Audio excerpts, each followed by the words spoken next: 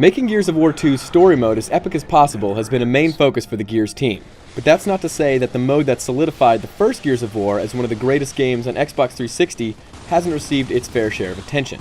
In fact, the multiplayer has been expanded, refined, and tweaked for all the hungry Xbox Live fans out there, and there's plenty to salivate over until November 7th. First, the gameplay changes. Much of the refinements from the story mode make an appearance in multiplayer, so enemies can be captured and used as human or inhuman meat shields. There are portable shields of the non-meat variety, brutal executions can be triggered on unsuspecting foes, and chainsaw duels are there in all of their adrenaline-fueled button-mashing glory. There are also some new toys to play with. Grenades can now be made into proximity mines to blow bad guys to Kingdom Come, and new weapons like the Mulcher can render the nastiest dudes into tiny bits of meat. My personal favorite of the new additions is the Scorcher, a flamethrower that leaves a very satisfying charred effect in its wake. However, these tweaks wouldn't be much without modes to support them. Thankfully, Gears 2 has 6 multiplayer modes to wage destruction across. The standard deathmatch called Warzone can now support up to 10 players for 5-on-5 fragging, and Annex returns if you want some King of the Hill style action.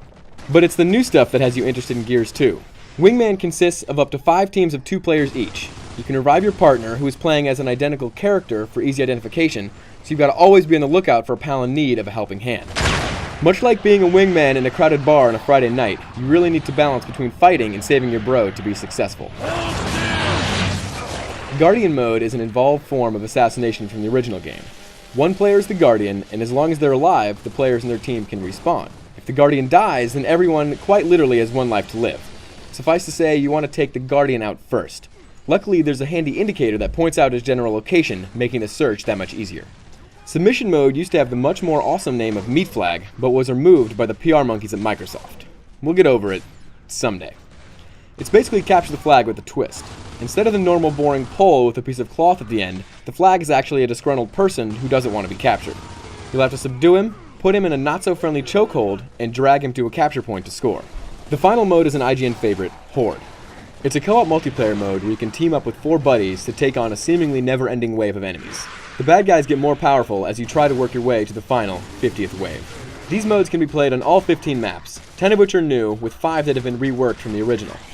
Add in the new battle and ghost cams that let you always watch the most intense moments of a match when you're waiting to respawn, a screen capturing system, and level-specific hazards such as Razor Hail that brings down Pointy Pain, and you have a very interesting multiplayer experience. Come November, these new changes and additions will hit you like a rifle to the brain, and I mean that in the best way possible.